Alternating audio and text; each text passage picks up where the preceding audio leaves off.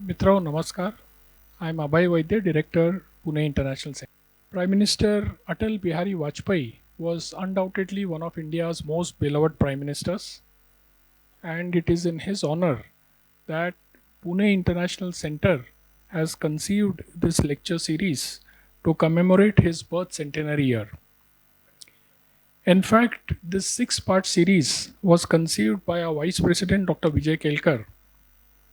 It seeks to explore Shri Vajpayee's legacy through his politics and personality, his approach to diplomacy, his idea of India as a nation, his initiatives for the promotion of science and technology, and his initiatives in economic reforms, which is the subject of discussion today. Our speakers today hardly need any introduction, but please allow me to do the honors.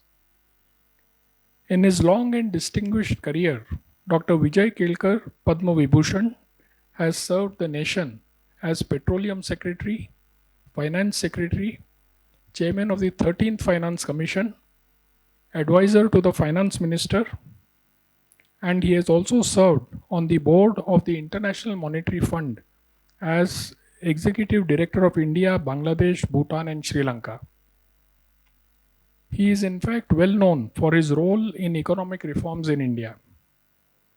He is the co-author of a highly recommended book on public policy in service of the Republic, The Art and Science of Economic Policy. Dr. Ajit Ranade has a degree in electrical engineering from IIT Bombay, an MBA from IIM Ahmedabad, and an MA and PhD in economics from Brown University. He is a prolific columnist and has taught at the Indira Gandhi Institute of Development Research, Brown University, and the Indian Council for Research on International Economic Relations. He was the chief economist of the Aditya Birla Group and at ABN AMRO Bank. Dr. Ranade is a founder trustee of the Association for Democratic Reforms and the author of several books. He is one of the co-authors of PIC's book, Rising to the China Challenge, Winning Through Strategic Patience and Economic Growth. When we think of Shri Vajpayee and India's economic reforms, what instantly comes to mind are the road infrastructure, Golden Quadrilateral and Pradhan Mantri Gramin Sadak Yojana projects, the disinvestment of sick public sector units amidst a lot of opposition, and the new telecom policy. In fact, he is regarded by some as the father of India's second generation reforms. We will of course hear more from our distinguished speakers today. Today's discussion is essentially a conversation between Dr. Kelkar and Dr. Ranade, and our session will have a Q&A segment too. Before we run a small video clip on Shri Vajpayee, after which Dr. Ranade will initiate the discussion, I would like to mention briefly that Pune International Center is a public policy research think tank, now in its 14th year. It is dedicated to the liberal values of the Indian Constitution and the UN Charter. PIC conducts a series of discussions, conferences, roundtables, book launches in multiple areas such as environment and climate change, national security, international relations, social innovation, economic reforms and governance, and very recently we have added sustainable energy and mobility as one of our areas of research. Most of the events at PIC are free and open to the public. With this, we will now run a short video clip on the life and times of Shri Vajpayee, and after that we will have Dr. Ranade initiate the discussion. May I request Dr. Ranade and Dr. Kelkar on the stage, please.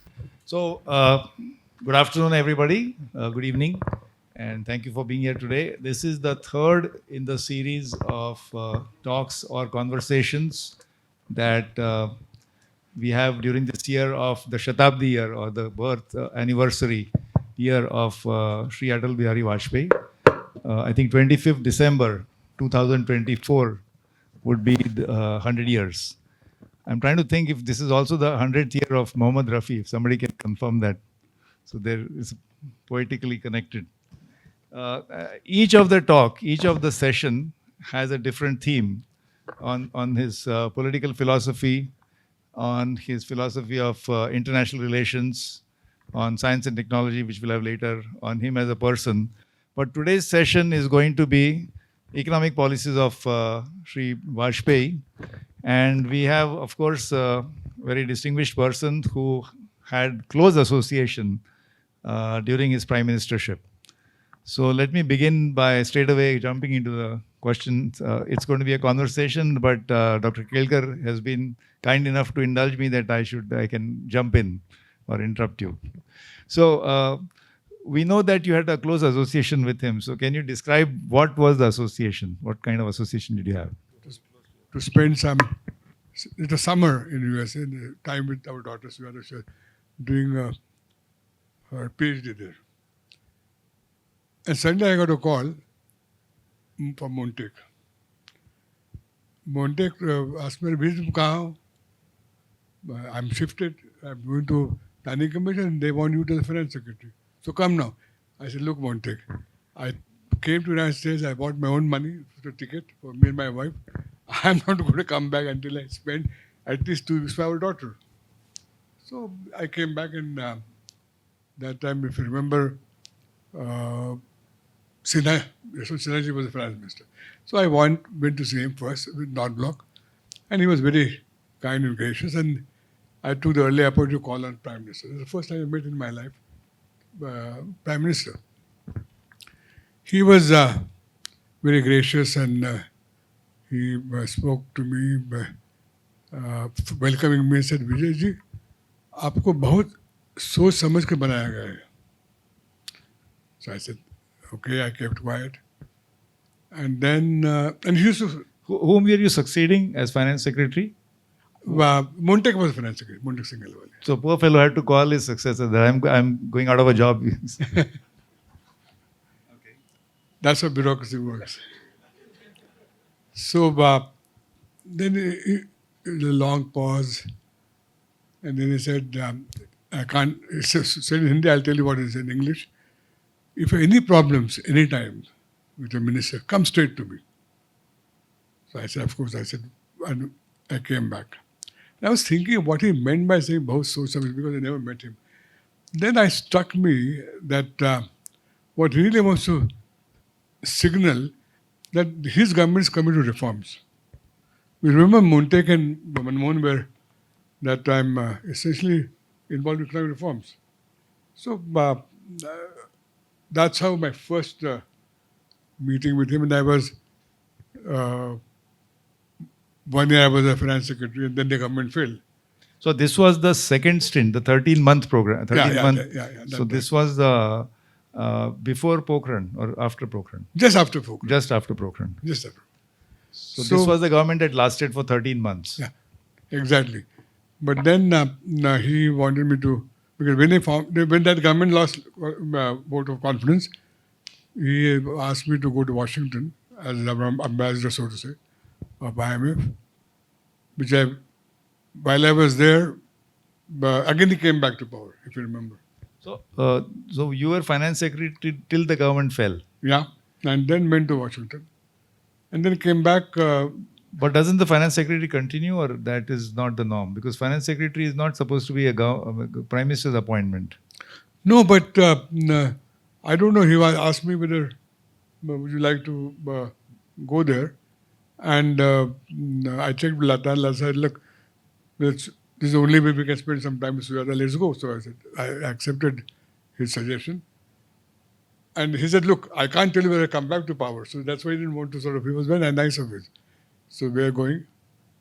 And then I came back and as an advisor to finance minister. Jaswant Singh became finance minister. So I again served him as the finance minister in the finance ministry. तो second time भी सोच समझ के बनाया कि just get back the batsman. Obviously, for सोच समझ के बनाया होगा. Because otherwise, So what was the gap between your first stint as finance secretary and then coming back to Minister Jaswant Singh instead of Yashwant Sinha as finance minister? What was the gap? 3 years and fun. But in a way, I was still associated. I remember his visit to United States, to Washington. He went to Clinton. He was staying at Blair House. I asked for a time to meet him, and he said, I went to see him. I was alone with him, and I told him. So he asked me, "How are you?" So I told him, "Sir, one thing I must tell you. I'm now in the fund. I want you to know that India has no friends." So This was because of Pokhran blast. not just that, India is not amenable to the external pressures. India has no friends. So we had to be fiscally extremely prudent, and I urged him that because just before I left, we proposed this FRBM Act. So I said, please accept this because, and then I added one sentence which I think he sort of clicked. I said, sir, if India is going to be nuclear power, responsible nuclear power, India has a fiscally responsible. Because if you come back again to fund, there's no way they'll allow to retain our nuclear power. We have no friends, we have to be on our own. Fiscally, we must be. So this was when you were the executive director at the fund representing India, Bangladesh, Nepal, and Bhutan and so on. And he was visiting Washington after the Pokhran ignominy, or I mean, in the sense that we became a pariah and boycott. But he had a very successful nuclear boycott. He had a very nice meeting, successful meeting with. So during that nuclear diplomacy, when we went around the world convincing that India was a responsible nuclear power, you were in Washington. No, so before that, no. When I was finance secretary. You were in finance? Oh, so yes. And I had to go all over. You had to go to Japan, I believe. Yes, I went to Japan. That time, Mr. Yen Sakakibara was finance secretary. So I explained to him, and he really said, look, Mr. Kelkar, you don't understand. Japan was one of the first ones to impose a boycott, by the way. He explained to me, he said, nuclear is a very, very touchy subject in this country. We have been victim of 2 atomic bombs. So I tried to explain why we did it. He said, look, so I still went to saw the foreign secretary. And both of them made one point. I said, look, if you want stable Asia can only have a 3 strong tripod. India, China, and Japan. If India is weak, this will become stable. So he said, I agree with you, but this is no way we can give. So Japan didn't help that time. So this was your argument to Mr. Sakakibara. Yes.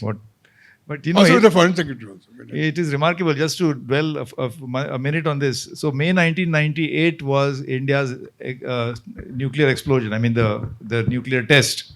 And immediately the entire world almost boycotted, include nuclear apartheid or FDI stoppage. But in just 18 months, I believe, President Clinton came to India on a state visit.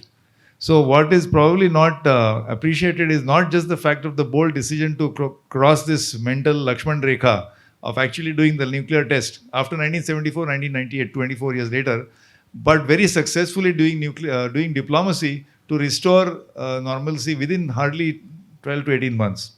And you played a role in that in going to Japan. I played a role. It was his essentially vision.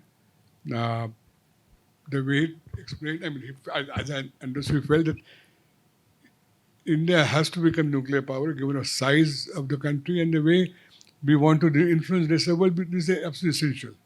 But then he said, and he felt that only way to engage developed countries is by opening up the economy. So he said, so he was the first sort of championing of liberalization as economic policy. That was his philosophy. And during that time, the foreign minister was Jaswant Singh, right? Yeah.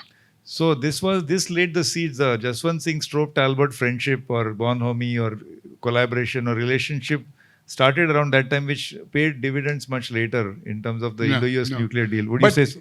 He was committed liberalizer. He was very liberal in terms of conviction. He wants to engage with the rest of the world. He wants to open up the economy.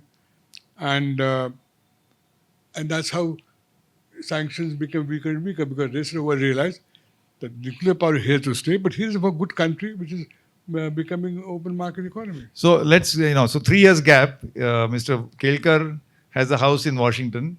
Mr. Vajpayee is Prime Minister, and there's a change of guard. During your absence, who was the Finance Secretary under Mr. Yashwant Sinha? Anybody Took remember? that 2 or 3 of them. First one was my friend Piyush Mankad. Piyush Mankad, okay.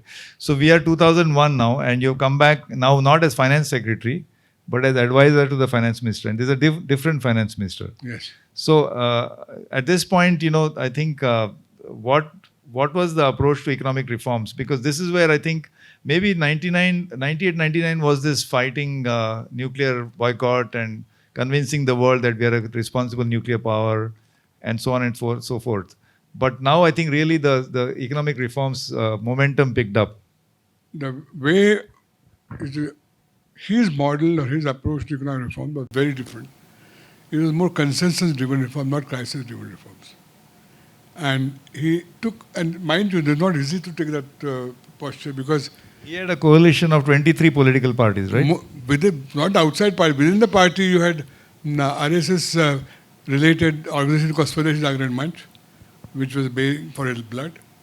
Second one was Dattopan Thengdi, who was at that time a leading labor union leader. Labor Union. They were all opposed to him. So he had to persuade them. So he had to drive a consensus within his BJP party as well as across 23 members coalition. Yes. And that he could do because through his really source of genuinely listening to people and genuinely arguing with them, and he slowly sort of persuaded them that what he's doing is good for the country. And it was getting reflected in terms of world was also responding positively to India. Can you give an example how he achieved this consensus? I mean, I know dialogue, maybe consensus or persuasion, but let's say, one issue was increasing the FDI share in insurance. I think during his time, we increased it from 26% to maybe 14%. So how was that done? That was a good example. It was at time very contentious. Very, very contentious, yeah. And I remember the cabinet meeting, finance minister was Yashwant Sinha. Yashwant Sinha. Yeah. And he made a brilliant presentation why we should do it. And Vajpayee said, let's discuss. And it was 2 hours of every minister opposed it. Everybody opposed it. One side of the table. So Vajpayee looked at Mr. Sinha and said, Yashwant, फिर मिलेंगे. Let's meet again.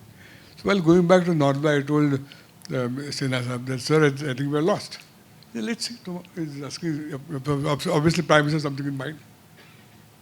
फिर देखेंगे. So we went again, and then he asked the cabinet people seats are fixed. So he has first finished the right-hand side. So this time it was left-hand side. Everybody spoke against it. Everybody. So even on the left it was against. Yeah. But left is always against anyway. Yeah. So the Prime Minister again looked around and said, किसी और को कहना है?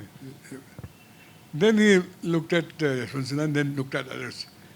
He said, Yashwant, ये देश के लिए अच्छा है, तो ये होना चाहिए. And then just people accepted his word.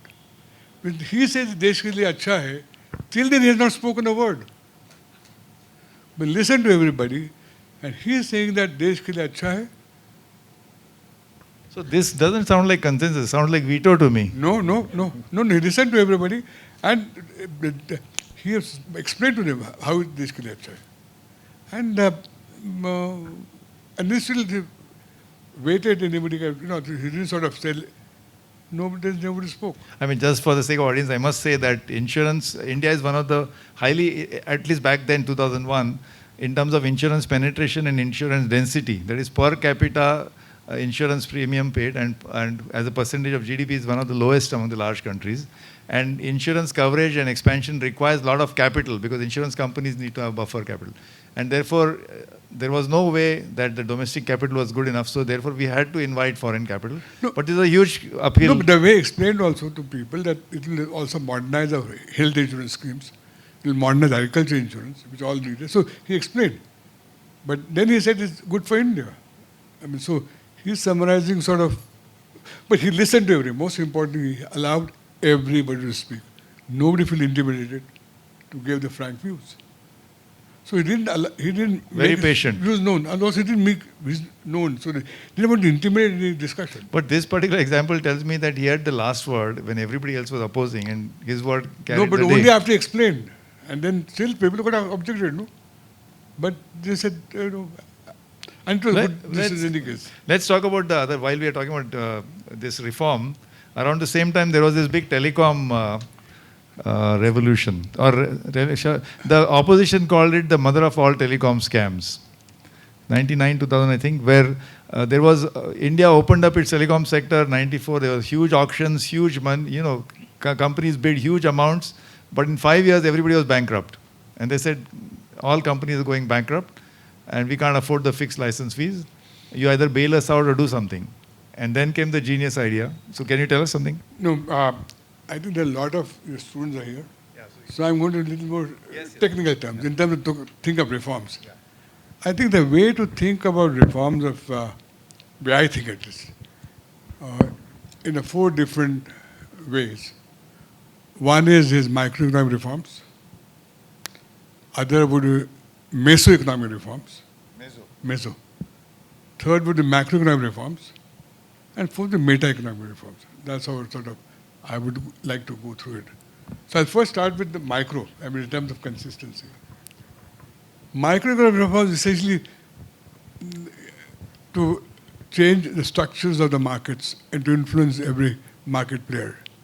And he achieved it by liberalizing India's trade. If you remember, he started reducing tariff rates in the economy, opened up the economy by reducing import controls, so removed both non-tariff barriers and tariff barriers, which first way gave impetus. So microeconomic reforms is introducing more competition, including foreign competition. Yes. Second thing he did, which is I think very remarkable, and this happened in 1999 budget when I was finance secretary, we reduced the entire very complicated indirect taxes structure in single cent VAT, 16%. But it was done in 2 steps. First step was this put in 3 levels and then 1 level. And mind you, this was done without any sort of earlier budget time used to be a lot of lobbying, changing rates. He just said no lobbying. So a single this rate. is making the VAT structure uniform across the country, right? That came later on. VAT structure. This is VAT structure. VAT yes. structure.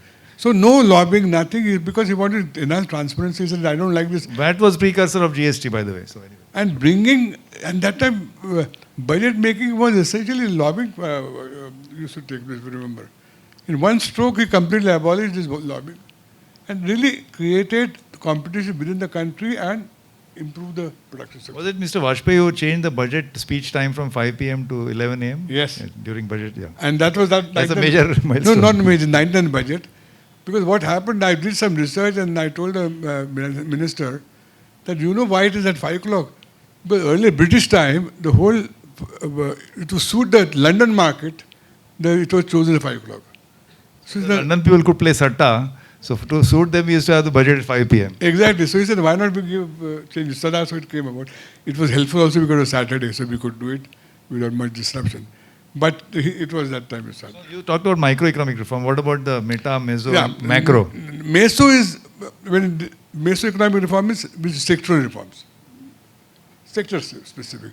Now 4 major sectors where one was mentioned by my colleague from PIC. One was this, two mentioned, quadrangle road. The national quadrangle, yeah. Second, there's a major sector. That was a major change in terms of coupled with the Pradhan Gram Sadak Yojana. They were game changer in terms of changing the structure of transport costs and competition. But allow me a minute of digression here. So there are many great contributions, but one of the big contributions was the construction of the Golden Quadrilateral, which was the highways across the country. Now the genius was also finding a way to fund it, which was the 1 rupee cess on petrol and diesel. Correct. And that was the way to fund it. Every liter of petrol or diesel would have 1 rupee cess that goes to building. The biggest consumer of diesel in the country in those days and even today is the railways. So railway ka competition they funded through their own anyway. So the roadways are competitors to railways, and the railways was contributing to the construction. Anyway, it's just a digression. But that was. But why do you call it a meso reform? Because it's just a way of funding. No, it's sectoral reforms in terms of the what was done in terms of the creating an institution called NHAI, the way contracts were given, the whole sector changed. Yes. The setting of the authority. And I'll come why I call it meso reform when I mention about telecom. Telecom sector, we already explained to them what was change was. And I must confess that when it came to, in the finance minister, I opposed it as finance secretary. You opposed it? Yeah. Because I told the minister, I said, sir, these private sector fellows are going back and sign contracts. And contractual commitment, if finance minister doesn't take seriously, who will take it seriously? And it's a good fortune the cabinet overruled us. No, let me repeat what he said, because it's very important. That the auctions were done transparently. The telecom companies participated, including AT&T, foreign companies like AT&T. There used to be a company called Batata, Birla, AT&T, Tata. Many big companies came and participated. We bid huge lakhs of crores. And the contract was that we will buy the licenses, we will bid for the licenses, and we'll build the network. But in 5 years, they found they just were unable and they were going bankrupt. And Mr. Vajpayee, whoever that was suggesting, okay, let's change the terms of the contract. And a true purist like Mr. Kelkar said, this is sacrilege in economic theory. I said, if finance minister doesn't stand for this, who will stand in sanctity of contracts? So anyway, and I think I'm glad that... Whose idea was that to go from fixed license to revenue share? I think Jaswant Singh. Just one thing. He was that time Deputy Chairman Planning Commission. He ran this program, the group. He proposed it. And this deserves a whole book or a big long story that how did it happen? Because this was a sacrilege from contract theory point of view, from economic theory point of view, that if you signed a contract, you bloody well go bankrupt. You know, that you took a risk. But they bailed out all these companies by saying, okay, you can't pay fixed fee share. We will give you a relief. In the next 20 years, you keep sharing your revenues. And that was the huge beginning of India's telecom revolution. To this day, we are enjoying that. I'm the first one to admit that, thank God, I was overruled.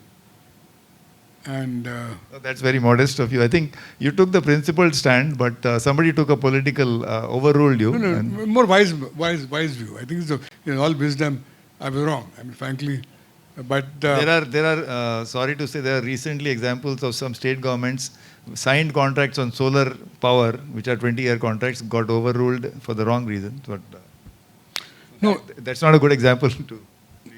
No, but I think that's where we went wrong in 2012 when we had retrospective taxes. So on this, can we draw lessons? When is it okay to deviate from contracts? One thing where I think the reason it turned out to be okay also, because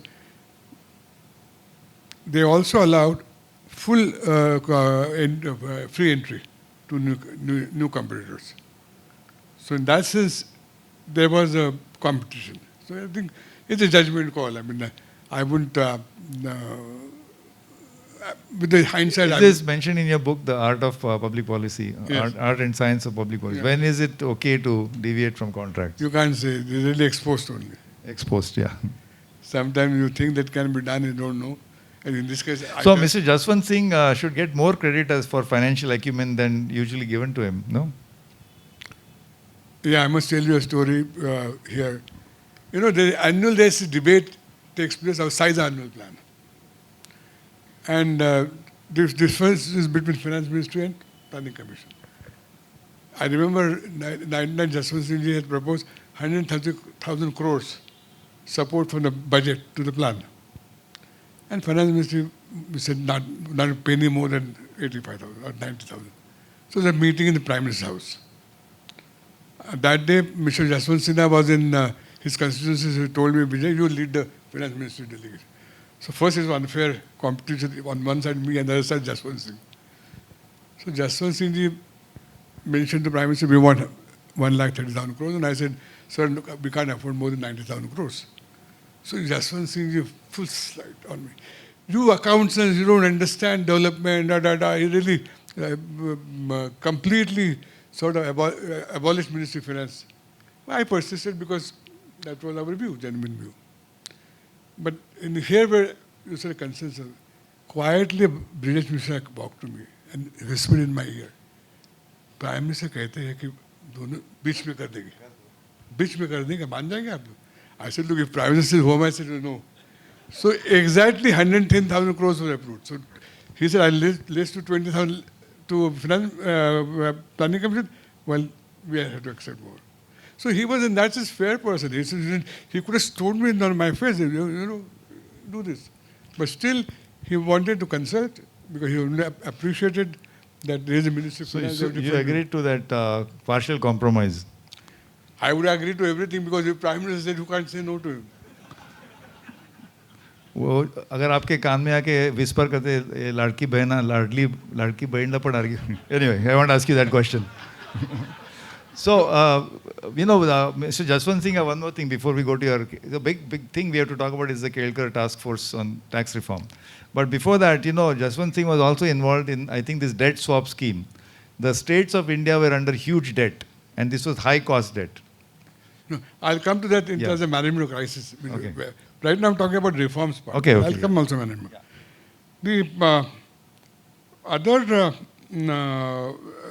as I said, socio-economic reform was, one was, as I said, road, second was telecom, and Electricity? third is electricity. By creating the Electricity Act, and allowing private trade to take place in electricity, created a helpless of credit. So that completely unlocked in many electricity. This trifurcation. Yes. I created a regulatory body. And open access. And I mean, again, to your students and others, it's interesting. All three industries are considered network industries. So network industries also gave enormous boost to their productivity. So these reforms, in my view, give enormous boost to India's productivity. And that is probably the greatest contribution of Vajpayee to unlock these three networks and allow the... In fact, telecom is also network industry and so is electricity. Yeah. I said that's what... Yeah. So, but did you have to deal with the electricity losses? Because one of the big challenges is that most electricity companies are sitting on huge losses due to either free electricity or subsidized or chori kya, matlab stolen electricity.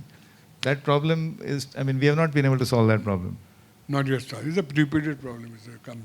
And third, the network industry was transportation sector. Again, network. So, road transport, electricity and telecom, these three sectors. And you cannot imagine the growth impulse it gave to agriculture sector, the integration of India as a market for agriculture production, because it is a gram sadak yojana. So this creation of network industries has the most lasting contribution of...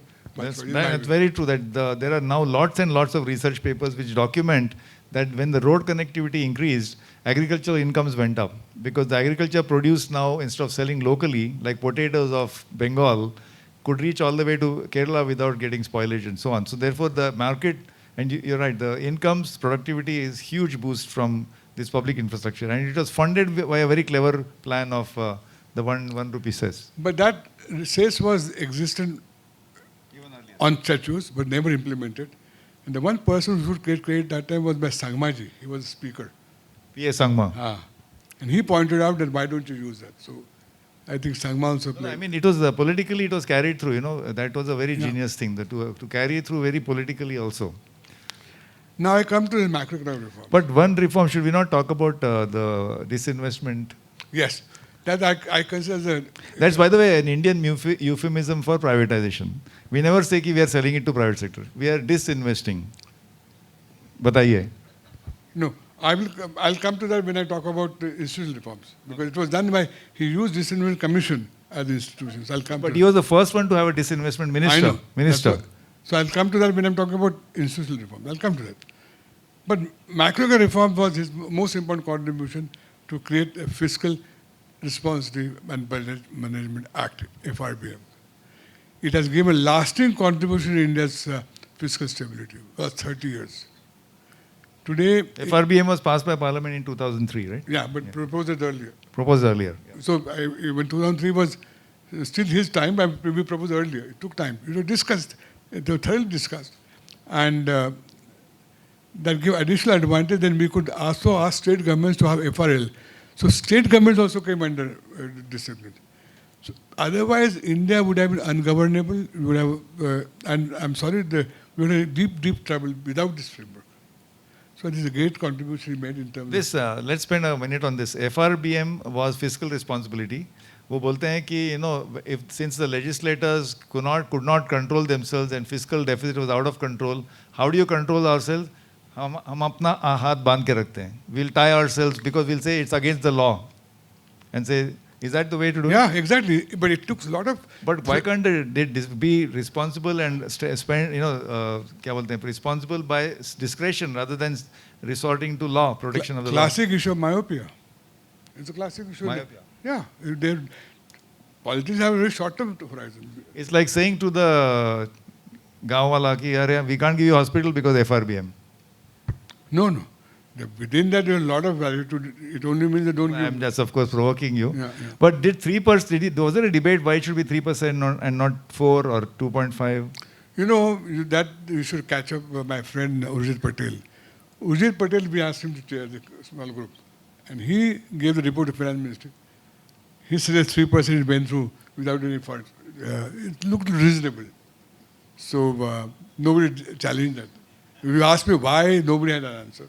He gave a superior answer. He used the steady state debt levels at regional rates. He had a ready answer. But the legislation and fiscal deficit, more focus on the deficit, 3%. Yeah, exactly. But the two numbers which are very important, I'm going ahead of that, 3% for fiscal and 4% inflation targeting. Yeah. And both are instantly given to Urjit Patel. So I always... So did Mr. Vajpayee had anything to say about these mathematical calculations, or No. ये सब ठीक है? No, he in a way, he has a tremendous respect and faith in his advice given to ministers. Technocrats, yeah. Well, ministers, I mean, he didn't, the finance minister, we have been fortunate to have two finance ministers, Jaswant Singh ji, Jaswant Singh. We actually used to know the names of ministers in those. World class. He really chose people with great care and then give them freedom. So let's talk about, I don't want to miss on talking about Maruti. I'll come to this investment. I'll come to this. I'm very eager because... No, I'll let you speak afterwards, but let me talk about what I want to speak and then I'll let you talk. One is, now I come to macroeconomic reforms. So shall we go to tax reform now? Yeah, I'm coming to that. Okay. So what happened was, when I was in Washington, Jaswant Singh ji called me. He said, Vijay, what are you doing? I said, my term in the evening is what are your plans? I said, I'm going back to Pune. I just want to settle down, join Gokhale Institute. And he said, no, you come back. You become finance secretary. I said, look, you can't make me finance secretary. I've already done that job. He said, you come. So I went to see him. I said, look, there's no question of me becoming finance secretary, but what I can do is work on tax reform because the country has very outdated, and that's the most important part of India's modernization. So that's how I chaired two committees, one indirect tax reform and direct tax reform. Those were really landmark, if I can say those. I mean, in the last 25 years, the two landmark tax reform committees were chaired by Dr. Kelkar. So big applause for that, please. No, but the real applause should go to, Prime Minister. They were discussed nationwide. It went on. He said, let it be discussed. Because a lot of criticism came up. And in fact, Jaswant even told me that, Vijay, don't worry, we'll take care of politics. You just stick to the analysis. So, and it was debated, discussed, and then got accepted. So his great belief in allowing people perspective discussion. That was the seeds of GST, in indirect tax reform. That comes next year. The GST was, I'll tell you, GST came a little later first. It was totally accidental. I know. So VAT came first. VAT. Yeah, totally accidental. It came about because of Jaswant Singh ji was finance minister. And at that time, according to our constitution allowed central government to tax manufacturing. And agriculture tax was left to state governments. And services tax came by default. Because there's a clause in the constitution, what is not mentioned here goes to state. But Jaswant Singh ji be very punctual. He said, Vijay, I don't like this. Let's have constitutional amendment. So we'll get by right to tax. Then it struck me that if you are doing it, why not share that power to state governments? We'll have grand bargain with the state governments. You agree with one common market, by giving them a larger area to tax and increase their revenue also. So that became really the sheer accident, and that became GST. That goods and services tax, because state government then got right to tax services, share in those tax earnings, and also they got share in the tax on imports. Import, yeah. So unification of goods and services, unification of the whole country, Yeah. and a uniform. But when I must mention that the Kelkar task force had recommended something like 10 or 12%. 12%. And we are at 18, the median rate. So we are far away from your recommendation. Yeah. Well, you can't win them all. You can win them all, yeah. But that was really, I think, the beginning of a dramatic tax reform. But we are still waiting for the rates to go down slowly, gradually to one median rate, not be high as 18 and so on. But can we now go to your favorite thing. the disinvestment? I think that No, disinvestment is extremely important. And very important. Yeah. Very important. And also, it really came from his commitment to... I just want to add, you said that this the tax reforms, both the direct tax and indirect tax reforms, were extensively discussed across the country. Yes. And you also mentioned earlier in the insurance, FDI increase, where the committee discussed it at length. So I'm beginning to sense that Mr. Vajpayee's style was discuss and discuss and discuss and discuss, to sort of reform by... consensus. They allowed everybody to understand, reform by discussion fatigue. Can we call it that? Debate also. He changed his mind. Because they say the earlier Manmohan Singh and Narasimha Rao was reform by stealth sometimes. This is reform by discussion. Because it was by the time of crisis. That was a crisis, yeah. That's This was actually very important that all these reforms happened when India did not have a crisis. That's why it's created. Although the nuclear boycott temporarily was a crisis-like situation. No, but that's precisely the point. He overcome that by just opening the economy. So he created enough interest for the developed countries in India. It's his objective. Actually, in the last perhaps 75 years, this is the only time when we've done reforms when we were not in a crisis yet. Exactly. That's why it's great credit to the Vajpayee. It was done on our time, on his terms, that means India's terms, at India's pace, at India's way, and the way it was done. So there was no crisis, then what was the need to have a Maruti IPO? So I'm coming to my subject again and again. Disinvestment. Yeah, disinvestment. No, because the disinvestment is driven by need to improve market structure, to have more competition. Was there an ideological, was there a conviction that we need to have more private sector entry into these sectors? Exactly, competition. It was driven by competition. If you remember that the Prime Minister took the initiative to create Competition Commission, he set it up to promote competition. And disinvestment is the part of that. Competition Commission was set up in 2002 during Vajpayee's time. That's right. Yeah. And disinvestment was part of that. If you want to bureaucrats thwarted it for 5 years, if you know. It didn't function because they took it to court and they challenged that, etc. etc. That's true. But what I'm saying politically, there's commitment to promote competition, and disinvestment is a tool for competition. That private sector should be allowed to compete in the areas which no monopoly should exist for public sector. So he appointed a very young, somewhat inexperienced gentleman called Arun Shori as the first disinvestment minister. Yeah, because he's committed to it. So how did he succeed? I'm just curious to know. No, succeed, there's again debate between Ministry of Finance and him. I was of different view, and Jaswant Singh agreed with me.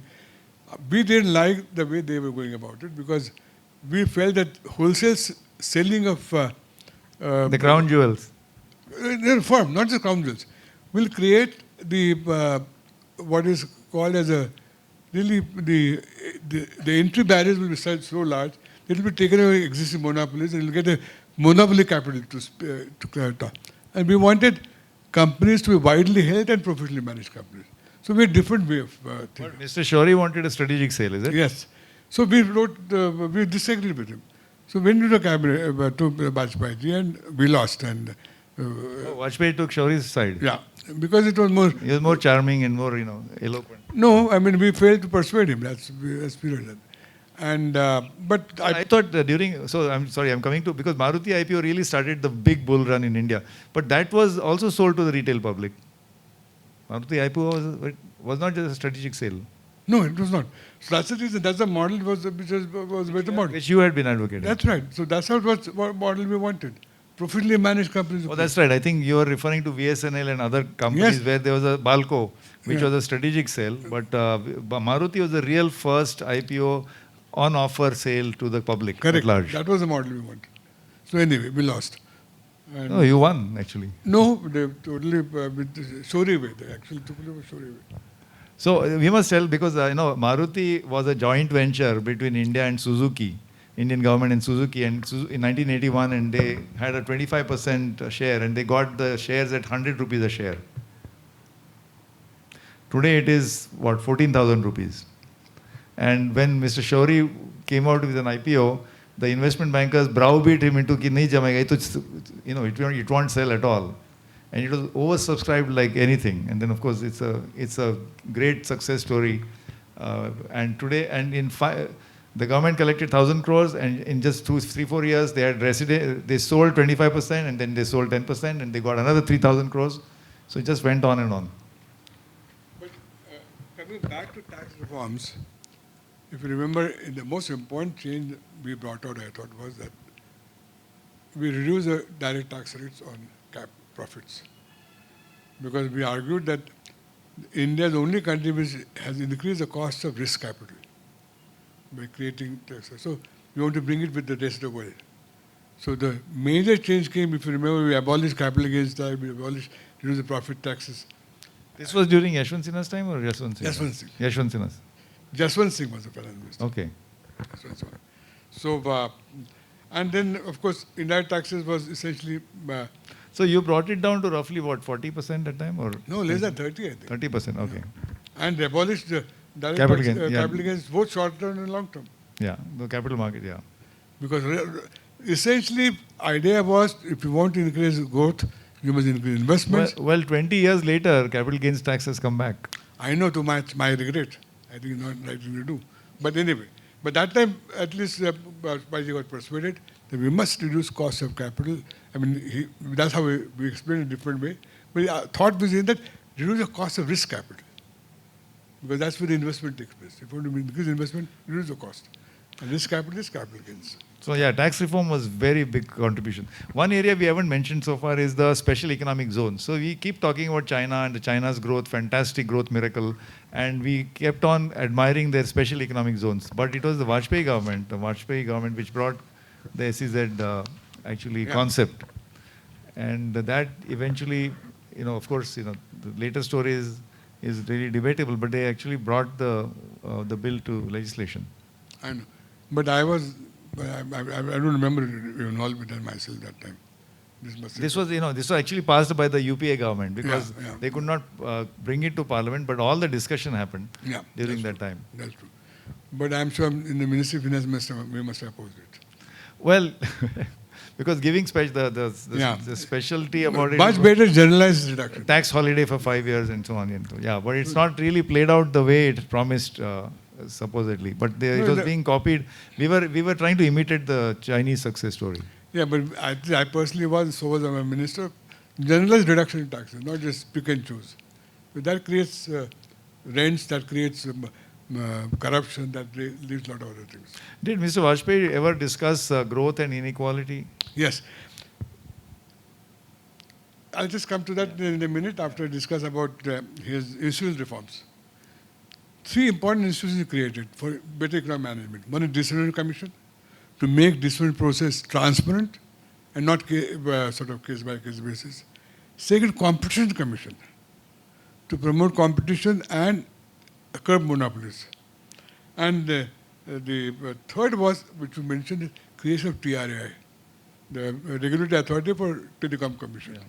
Now, these have really changed a great deal in terms of degree of competition in the Indian economy and led to growth.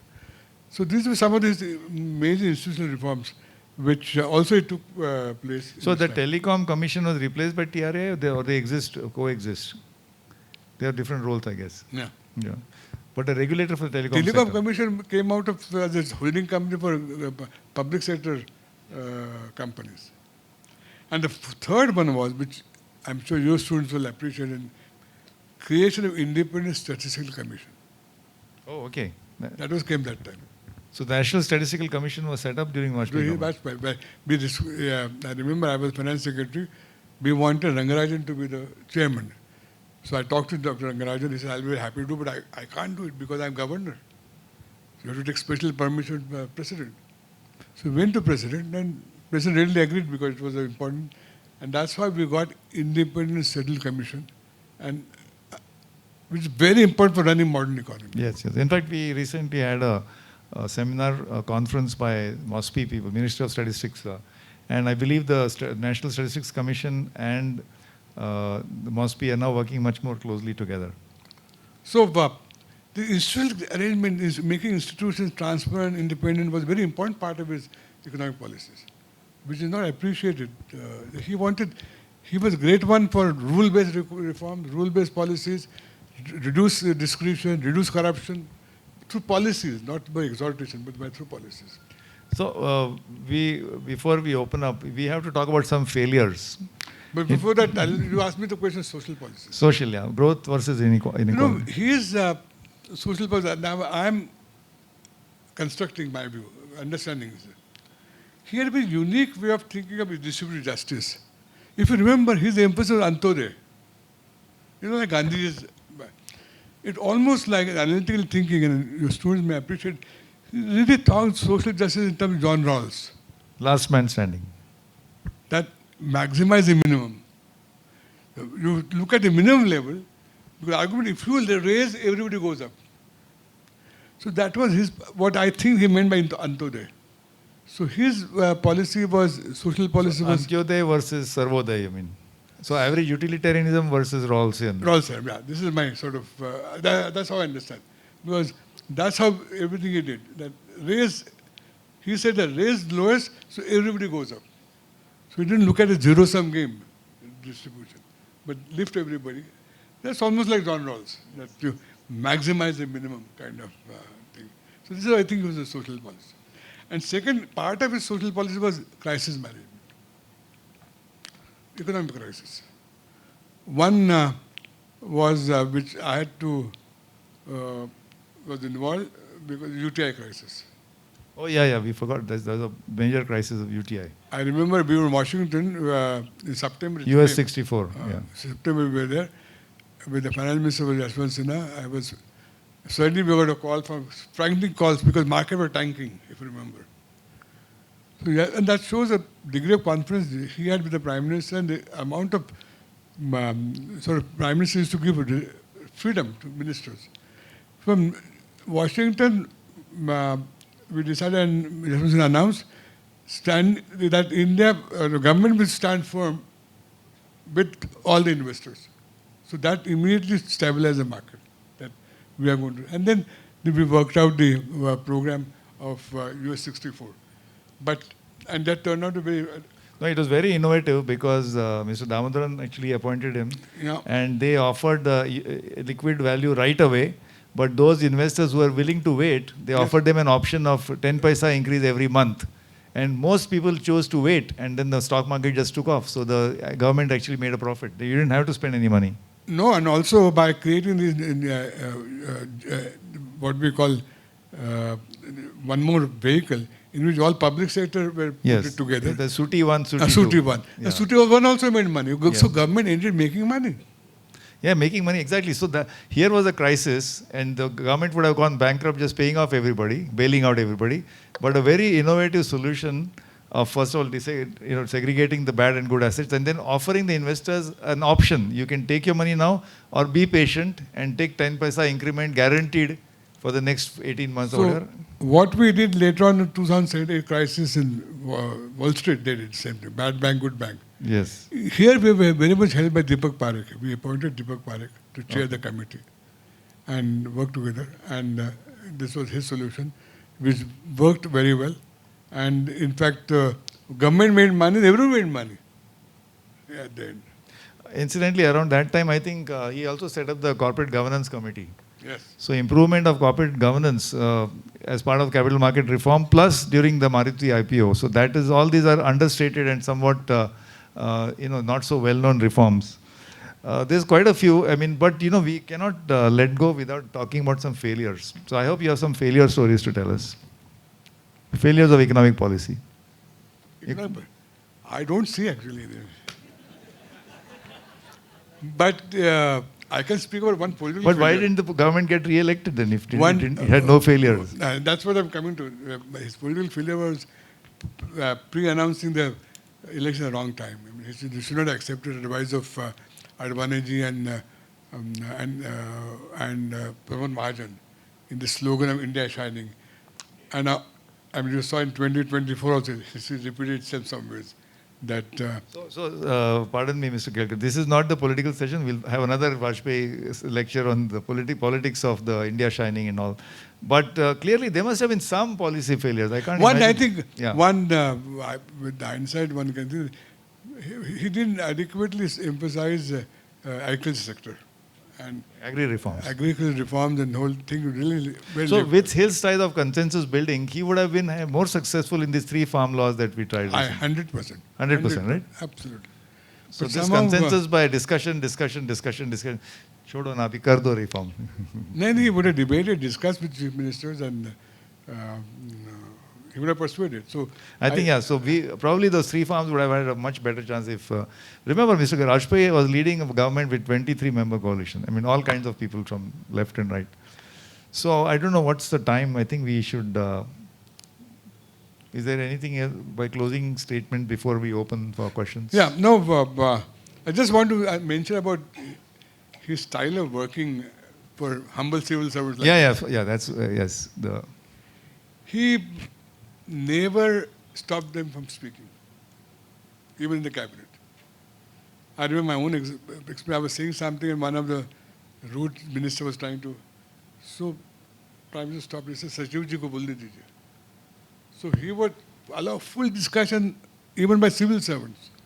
He said, unse suniye.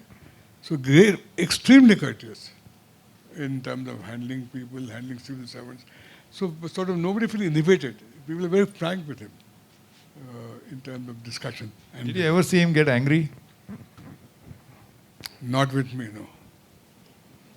I mean, I don't remember seeing any picture, photograph, YouTube, where he's like, angry. You never think of Vajpayee as angry man. No, but no. But one good thing about his meeting used to be, used to get excellent food. Yeah. He was foodie.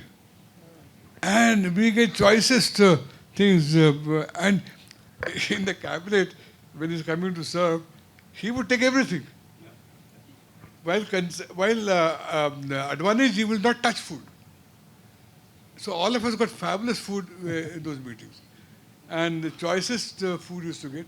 So everybody used to look forward to attending cabinet meetings. So he had consensus politics through the stomach as well, people. I'm sure he must have learned that because everybody used to sort of then agree with him after they getting their stomach full. That I think must have been deliberate also for all you know.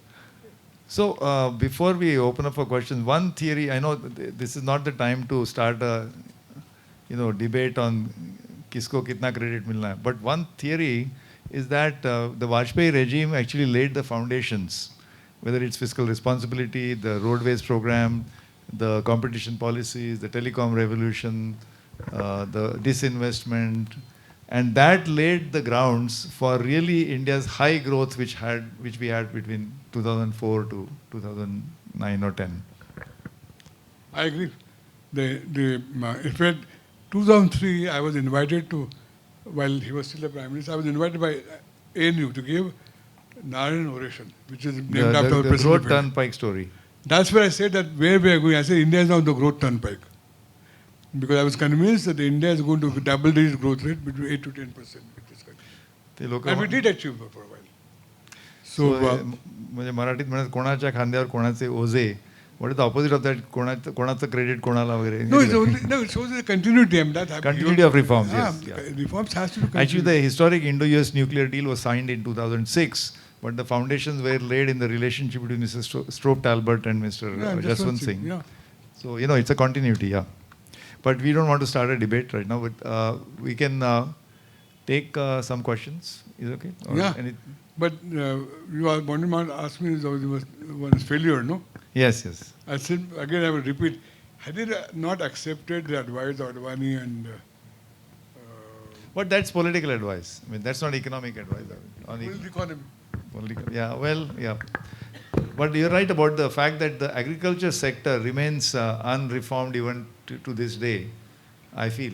I mean, that's a very big sector with 50% of India's people directly or indirectly connected to it. And it still remains, I mean, I know it's very complex subject. So can we have some questions? So what we'll do is, I think there's a roaming mic and then we can ask questions to Mr. Kelkar. I think this remark about agriculture is little less. Well, I know. It was less really informed. sweeping. No, not sweeping.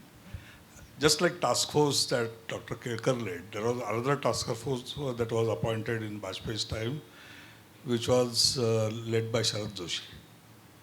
And that task force report, which emphasized on integration of markets and abolition of the nature of barriers that the regulated market system had created, led to the formulation of a policy which was in fact within 2 years after Vajpayee left, was circulated as a draft for all state governments to replace the existing regulated market committees with an open kind of an access market.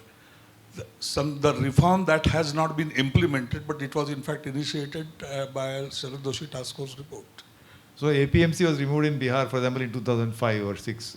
That is with the discretion of the state governments. But if it comes to the sounding something which needs to be reformed, just like the task force reports on taxation, this is also one of the reforms which, in fact, this is also a reform which says that the abrupt kind of changes on the forward market functioning should not be in fact followed and they should be stopped.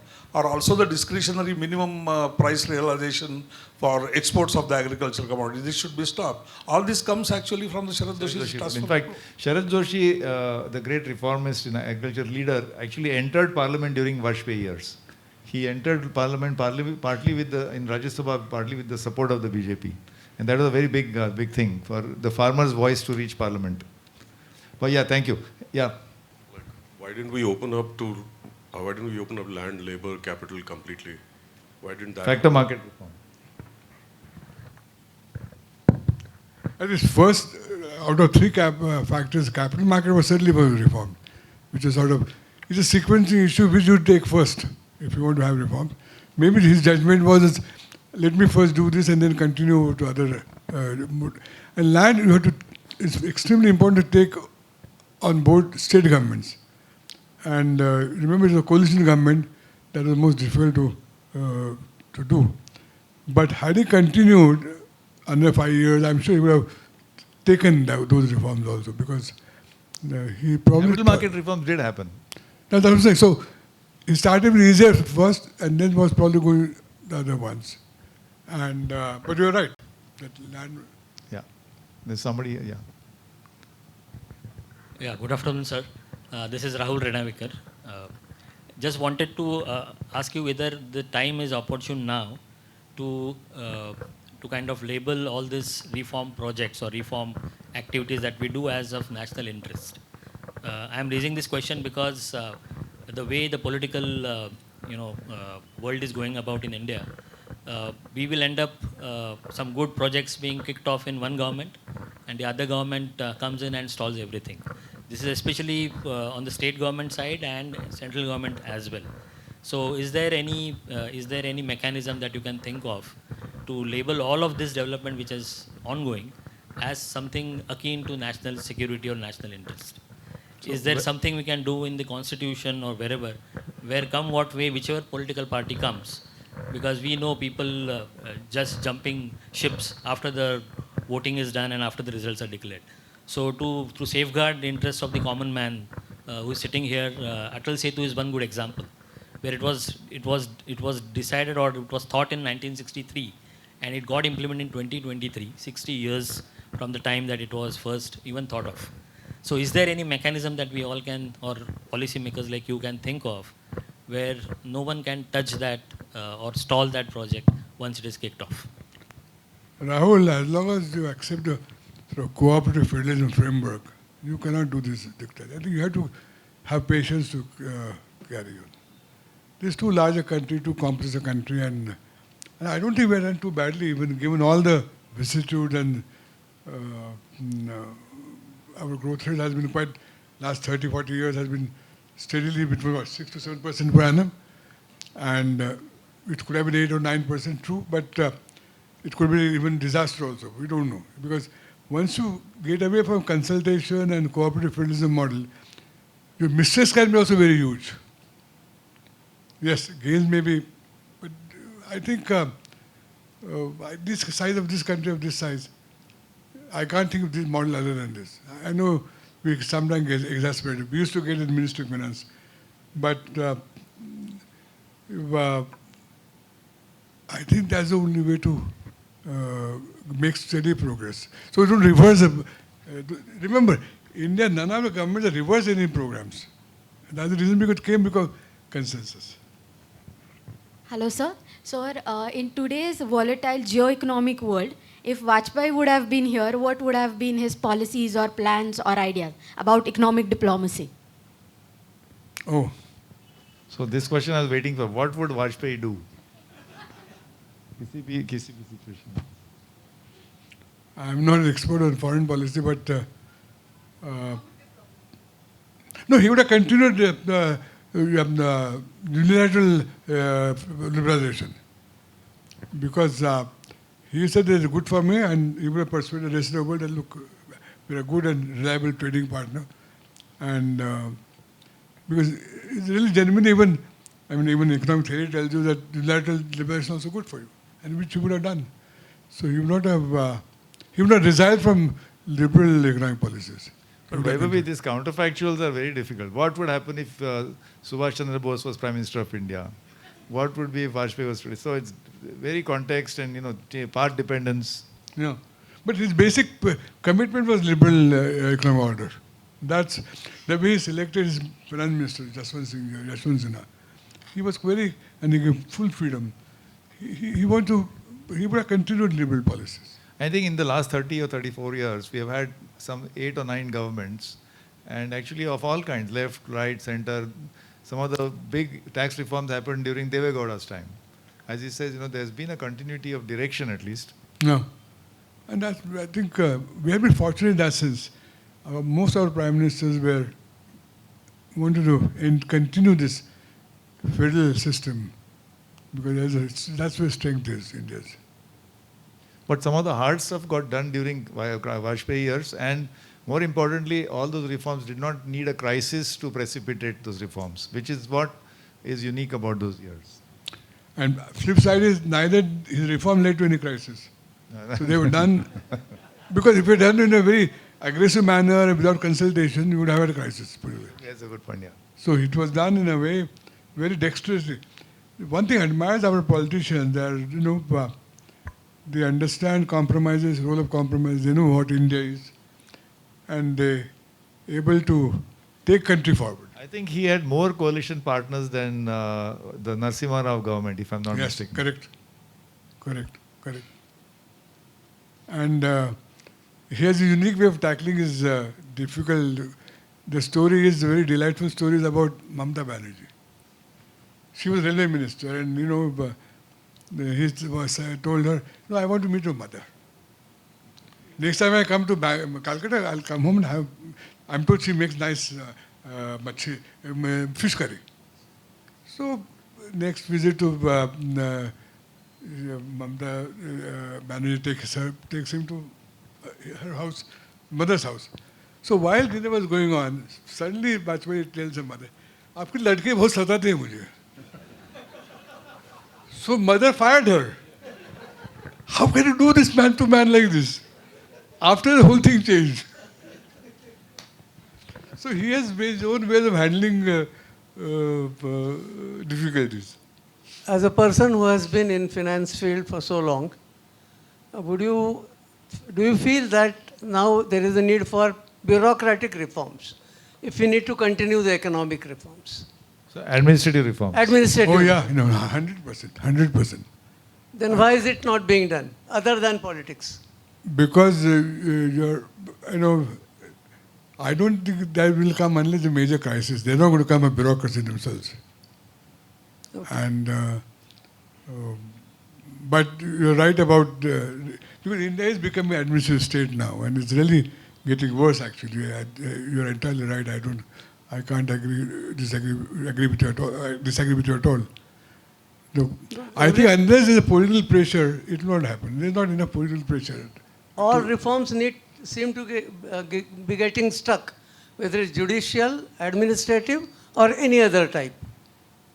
Yes. You know, Do we lack the political will, or are we too easily getting, as a society, as a country? No, but it is difficult. I mean, all countries find these kind of reforms to make very difficult. Changing administrative state or even judiciary. It requires enormous amount of sustained efforts but you are right. I would argue that we have not done it adequately, and maybe inshallah it will happen with. I mean, just let me add to your question to him that Yeah. difference between a leader, prime minister, and a statesman to actually lead this. He's saying if there's not enough pressure or political, but you need a statesman-like leader too. Perhaps, had Vajpayee continued, we could have got a better option or a better consensus around it. Perhaps. No, I think you are right in that sense. Had he continued, things much would have been different. Very true. It's pity that that kind of leadership didn't continue. But these kind of, same Yeah, question, ifs the and buts. counterfactuals. Yeah, that's right. Thank you, sir. So I think we'll take maybe 2 more questions. Or yeah, go ahead now. So, sir, in the current context of India attempting to decouple from China or India participating in the Chinese embrace, what was the Vajpayee government's experience with China as an economic partner, as a trade partner? Isn't that time now? I'm not up to date on the remember dates, but Vajpayee, this what they call peace and tranquility agreement wasn't it Vajpayee's time? Yes. So that was a way that was probably handling China. They just gain time for India. He understood that we require time. So But his defense minister also said that China is enemy number 1. I know, but still he had a sagacity to say that we are not yet ready to take them on. So peace and tranquility, so allow us to grow. So probably it's not that in the future India will be big enough can take them on, but that moment of time India is weak. 2001, China was barely entering the WTO. So this was very early years for the China threat for the world, possibly. So he would have been. I don't know what he would have done, frankly, but he was trying to get space for India to consolidate and grow. So even the way he handled nuclear sanctions was brilliant. And instantly, when even small countries, European countries started lecturing India, he just said, don't give any aid to us. I remember Netherlands ambassador was giving some lectures. So he said, he told Jaswant जी भाई हम लोग उनसे क्यों ले रहे उनको बोल दीजिए कि आप दूसरे देशों को दे दीजिए we don't want. So he also made quite clear that whom we are willing to yield and whom we don't. So Netherlands and a few other small countries. So we stopped, he just stopped it. So he was also, in that sense, a proud man. He understood the power. But remember, he was also during the Janata government, the foreign minister of India. Yeah, no, he understood power. Yeah. And during Prime Minister Nehru's time, he was part of the delegation In fact, he used to lead the debate in Parliament always. on foreign affairs. Always was him. So foreign affairs probably was his forte. Hello, sir. My name is Sagar Jadhav. So I want to ask you that what is the difference between reforms initiated by P.V. Narasimha Rao government and PM Vajpayee's government? As far as considering the role of the state, because reforms initiated by PM Vajpayee ji, there is a huge role of the state. Like if you consider the Gram Sadak Yojana, there is a huge role of the government, I mean state. So thinking about the liberal point of view, what is the major difference between the These two reforms. earlier government and later, or is it just a continuity of the reforms? In many ways, it's a continuity because basic thrust still was developing India's trade and openness for investments. But he also realized that you must reform what I call network industries, the network sectors. And that's why the emphasis came on, remember that the rural economy was not integrated with India. rest of India. So getting network of road, telecom, etc. was in a way structural sort of strategy for infrastructure. So there's a great level of continuity with Vajpayee and in terms of economic philosophy. It was not a great difference. The way it was done was different. It was not. It was done without crisis, but done in a planned and deliberate manner, and taking everybody along. Sir, what can we do today to do more to continue the legacy of the Vajpayee's on the reform front? It's an open-ended question. Well, it's a difficult question to answer. Anyway, We'll meet afterwards. On that note, maybe we should wind up, but I'm not going to try and summarize. But very quick response to that, he said it many times that the one distinction about Vajpayee era reforms are that they were not necessarily triggered by any major crisis, whereas Narasimha Rao regime reforms were started with a balance of payments crisis, very huge crisis. And there were IMF conditionalities. And the conditionalities, yeah. It's interesting that both the governments only lasted for one term. I mean, they didn't get re-elected. But both of these regimes are actually characterized by major reforms that we have seen in the last 30 years. So lots of things to, Dr. Kelkar, very wonderful to have this conversation. I know it's maybe, we kind of thoda sa meandered here and there, but we got the essence that the consensus style of reforms, taking everybody on board, letting everybody speak, 23-member coalition, not easy to manage with Mamata Banerjee on one side and maybe Swadeshi Jagran Manch on the other side and so on. And so many sectors, sectoral reforms, macroeconomic reforms, tax reforms on foreign sector, and so on. So really quite a remarkable, and as I said, there is a view that actually all this foundation work paid dividends in the coming years, in the later years. Yes. So on that note, I think we'll stop and please give him a warm applause. Thank you.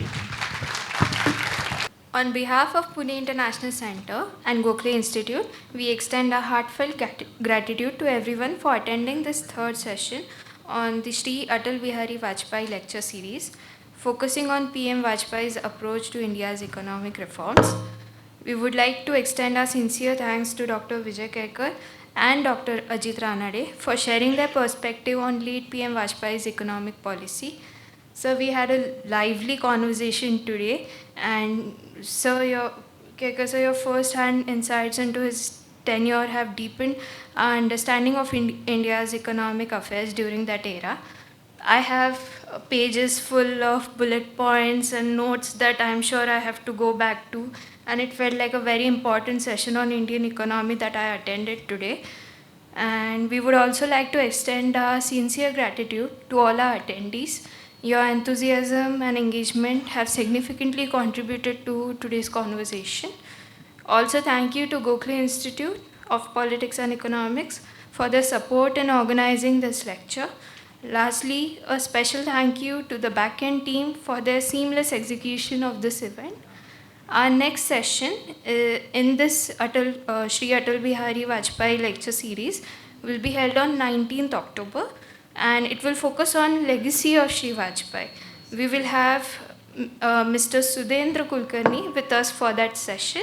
He is an eminent author, journalist, and a close associate of the late Prime Minister. For more details, please check out our social media channels and our website. Look forward to seeing you guys at the next lecture. Thank you, everyone.